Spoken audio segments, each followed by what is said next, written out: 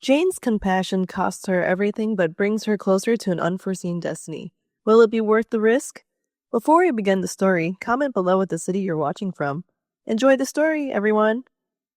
Jane Carter stepped off the subway, her heels clicking on the pavement as she hurried through the crowded streets of Chicago. Her heart pounded.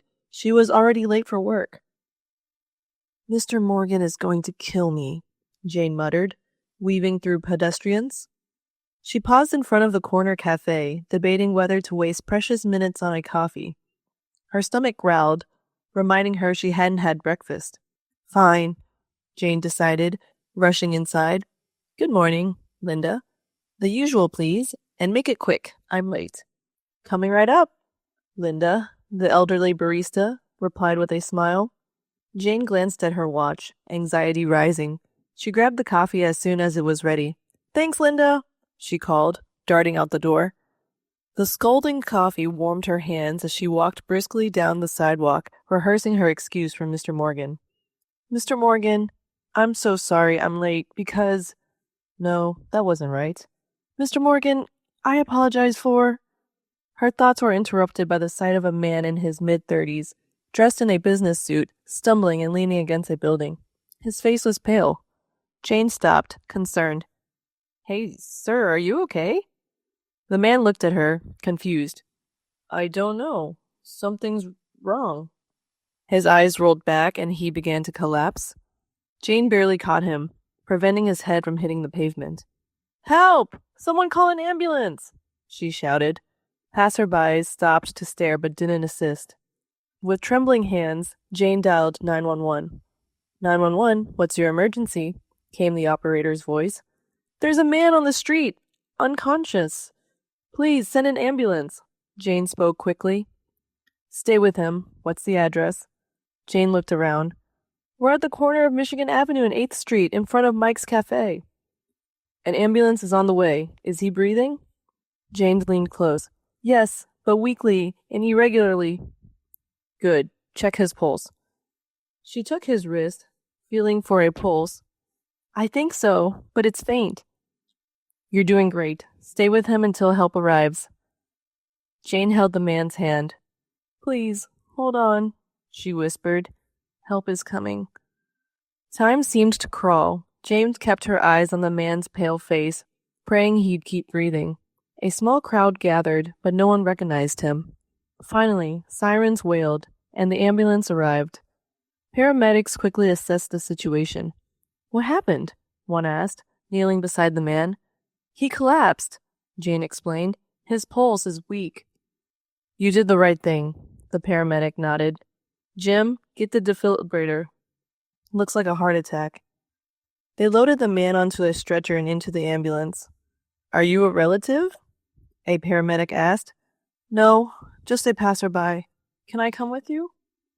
The paramedics exchanged looks, then nodded. "All right, get in. We might need more information at the hospital." The man was rushed to intensive care.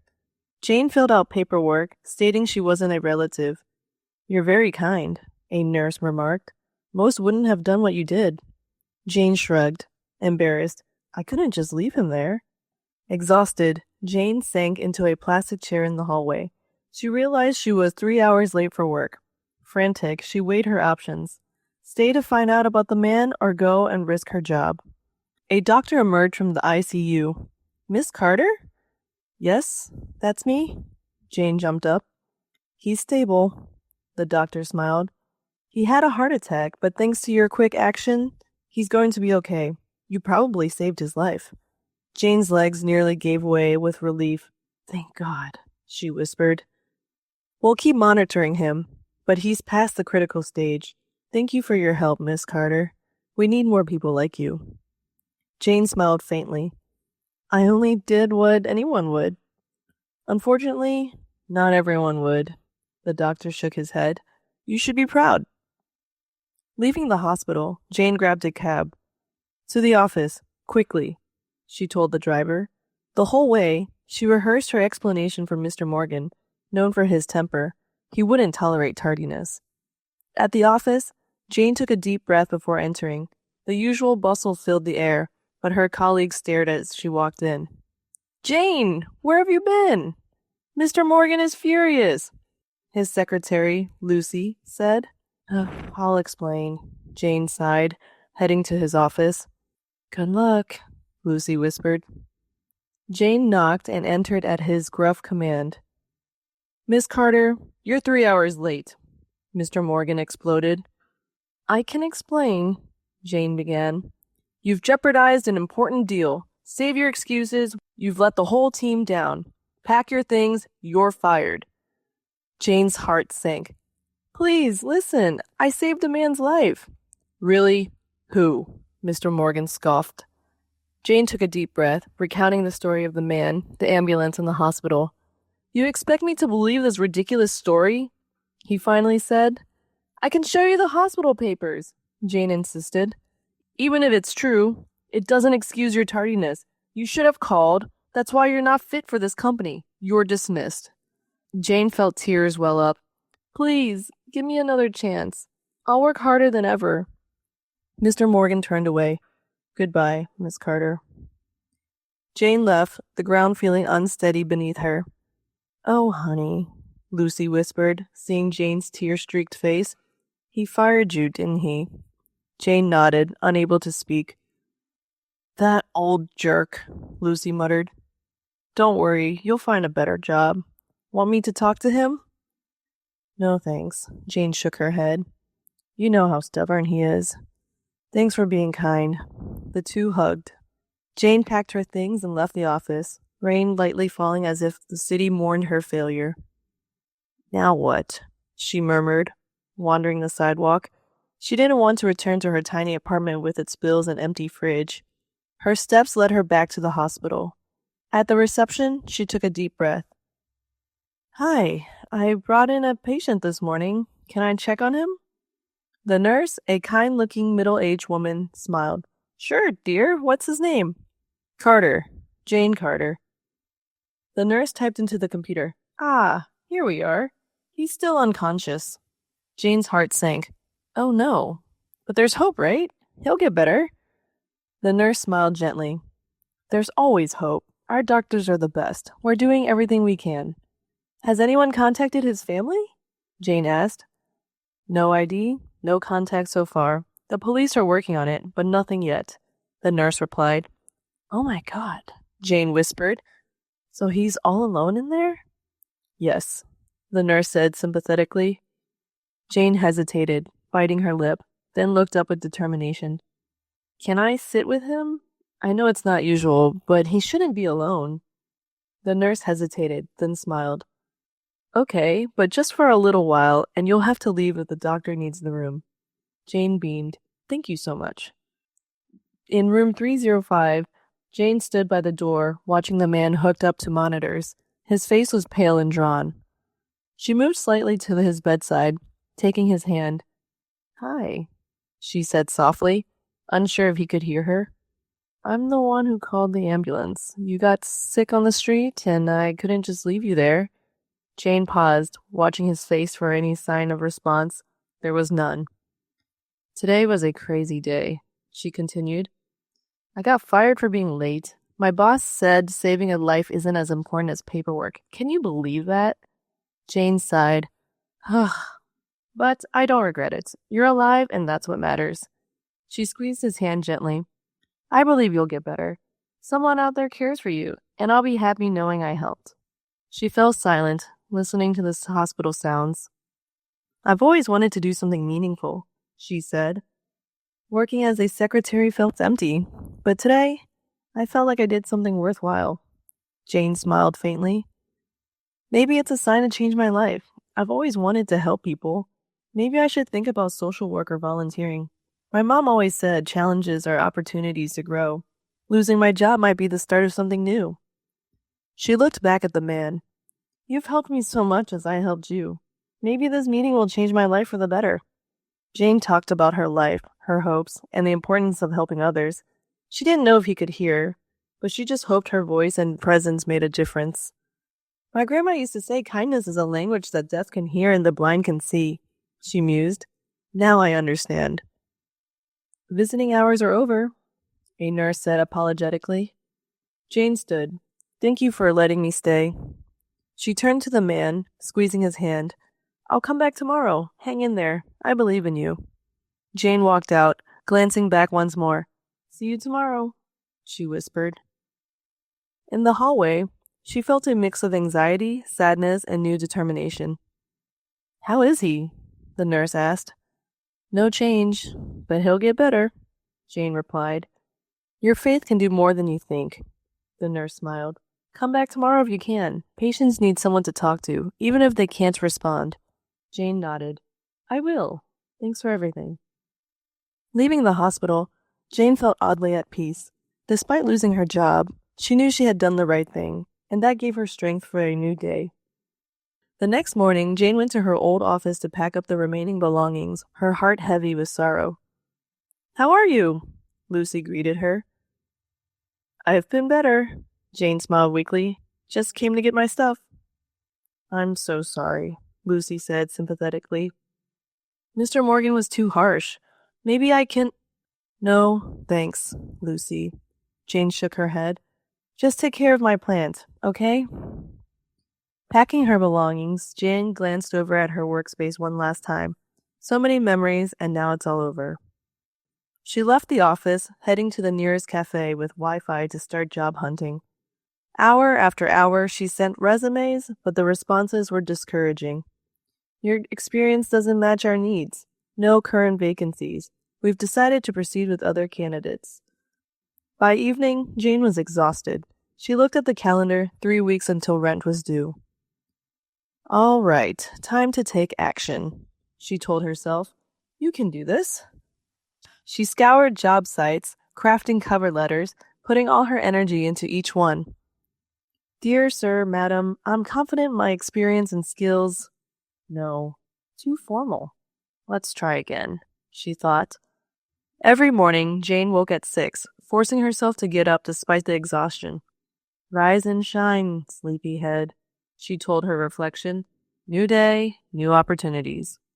She quickly ate breakfast while scanning job ads on her phone. This one looks interesting. Administrative assistant at a marketing firm. I can do that. She dialed the number. Good morning. I'm calling about the administrative assistant position. Yes. Can you come in today at 2 for an interview? Absolutely, Jane said, feeling a spark of hope. Thank you. At the marketing firm's office, Jane waited nervously. Finally, she was called in. Miss Carter, I'm Carol Stevens, HR Director. Please have a seat. Jane took a deep breath and discussed her experience and skills with enthusiasm. Impressive, Miss Carter, Carol nodded. But we need someone with marketing experience. Jane felt hope slipping away. I learn fast. Give me a chance and I'll prove my worth. I'll work extra hours, learn everything about marketing in my free time. Carol shook her head. I'm sorry, Miss Carter. You seem very motivated, but we don't have time for training. We'll keep your resume on file. Leaving the office, Jane leaned against the wall, fighting back tears. You can't give up, she whispered to herself. This is just the first interview. There will be others. And there were 2 more interviews that day, but the results were the same. Polite rejections and promises to call if something changed. Despite the setbacks, Jane didn't forget her promise to visit the hospital. Entering room 305, she felt the tension of the day ease. Hi, she said softly, sitting by the bed. I had 3 interviews today. No luck yet, but I'm not giving up. She took the man's hand, drawing strength from the simple contact. A hiring manager said I seemed very motivated. That's something, right? Maybe next time. She fell silent, looking at his still face. Sometimes I think I'm talking to myself, she admitted.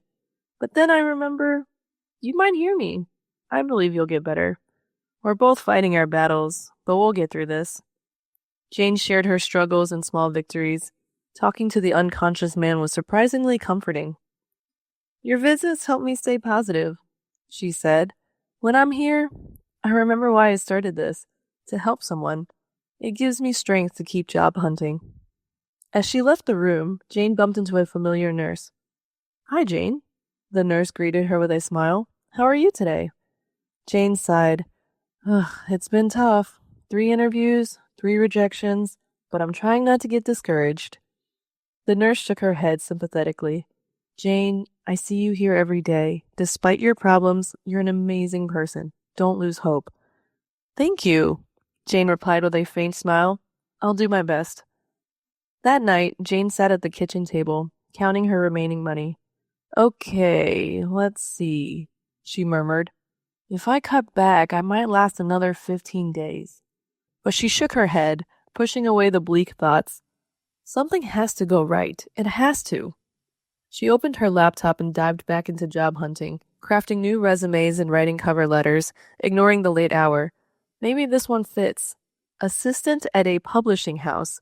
Sounds interesting. I'll send my resume now. It was past midnight when Jane finally shut down her laptop and went to bed. Lying in the dark, she thought about the day, the man in the hospital, and the uncertain future. Please, she whispered into the darkness, unsure if she was addressing fate, God, or the universe. Let tomorrow be better. Let something go right. Days passed, but despite her efforts, nothing improved.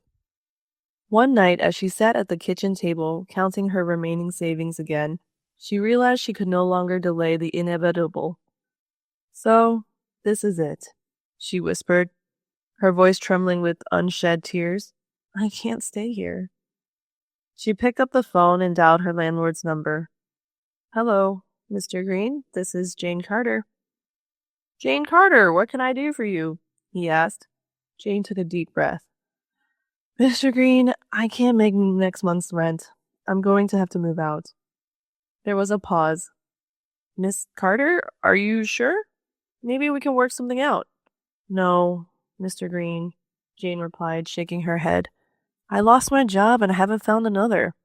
I have no choice. I need to move back with my parents. I'm sorry to hear that, Mr. Green said sincerely. You've been a great tenant. Thank you, Jane said softly. Could you prepare the paperwork? I'll be out in a week.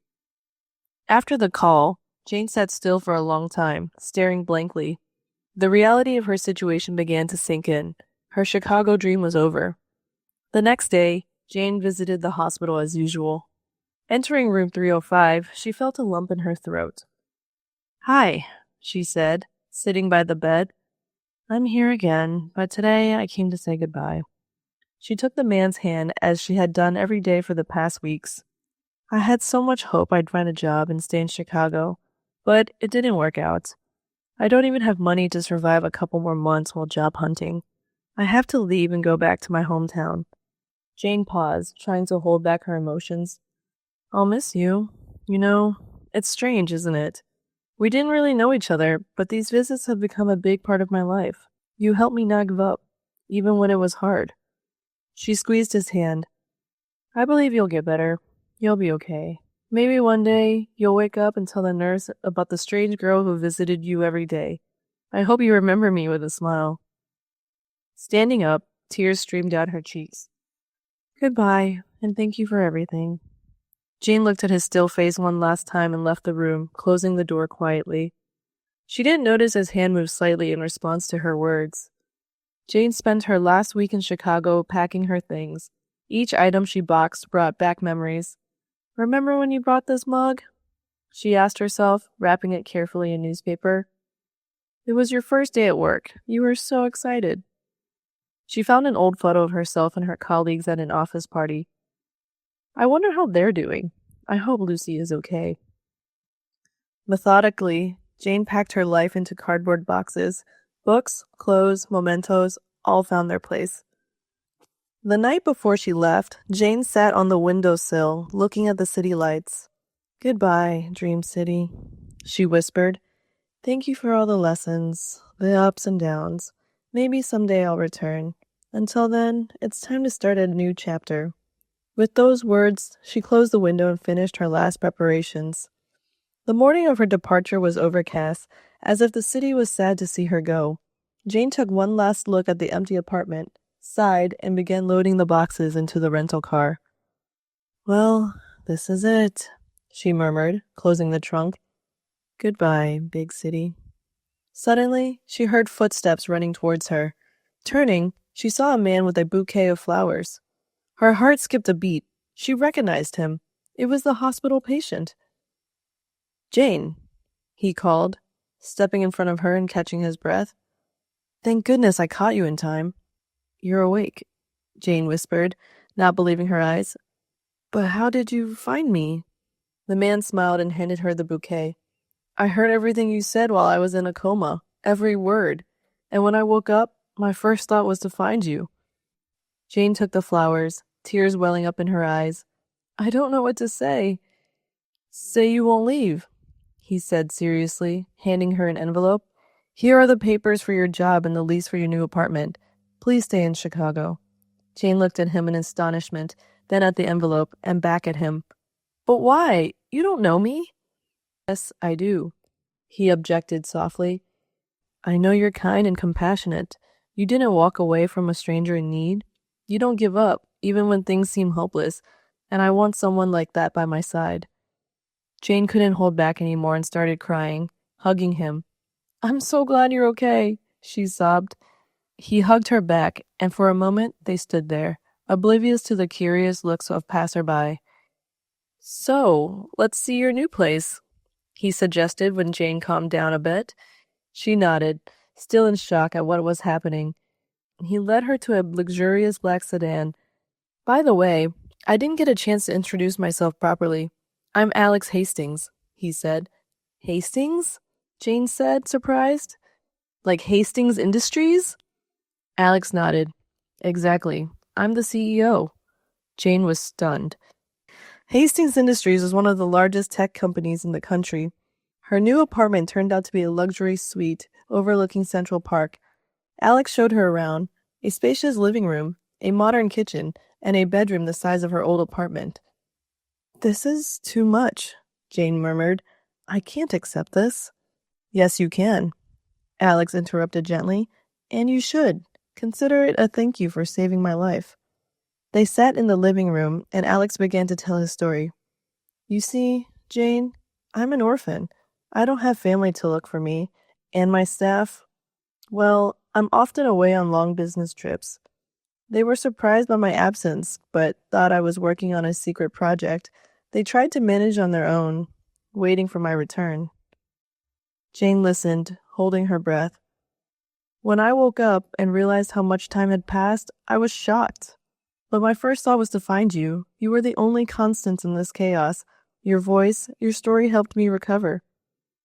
I'm glad I could help, Jane said softly. You did so much more, Alex replied seriously. And now I want to offer you a job. I need a personal assistant, someone I can trust completely, someone like you. Jane was speechless. But I have no experience working for a big company. You'll learn, Alex smiled. But honesty and compassion are qualities money can't buy. Jane took a deep breath. I don't know what to say. Say yes, Alex urged with a smile, and Jane did. The following weeks flew by as Jane dove into her new job, helping Alex regain control of the company. She learned quickly, grasping the complexities of the business world on the go. Alex proved to be not only a brilliant businessman, but also an excellent teacher, patiently explaining complex aspects of the job and always taking time to answer her questions. You're doing better than I expected, he said one day after Jane delivered a brilliant presentation to some investors. Jane blushed at the praise. I have a good teacher. Their eyes met for a moment.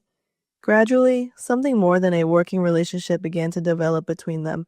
Jane found herself admiring Alex's profile as she looked thoughtfully out the office window. Alex started touching her arm more often during their talks. One night, after working late on an important project, they ordered dinner to the office. Tired but satisfied with their work, they sat on the couch to enjoy their meal and conversation. You know, Jane, Alex said suddenly, putting his plate aside, I never really believed in destiny, but now I think our meeting was meant to be. Jane's heart raced. What do you mean? She asked softly. Alex took her hand. I mean, you changed my life. Not just by saving me on the street. You showed me there's still kindness and selflessness in the world. You've become an important part of my life. Jane held her breath, looking into his eyes. Alex, But he didn't let her finish. gently brushing his lips against hers. The kiss was soft, tentative, like a question, and Jane answered, feeling warmth spread throughout her body. When they finally parted, Alex smiled. "I've fallen in love with you, Jane Carter. Your voice, your kindness, your strength, and I want to be with you, not just at work, but in life." Jane felt tears of joy well up. "I love you too, Alex. You've restored my faith in miracles." They kissed again, knowing their lives would never be the same. Many challenges and trials awaited them, but now they knew they could overcome anything together. I sincerely hope you enjoyed the story. I'm sure the next video appearing on your screen will also move you. Don't forget to subscribe to the channel, give it a like, and activate the notification bell so you don't miss our upcoming videos. A big kiss, and see you in the next story.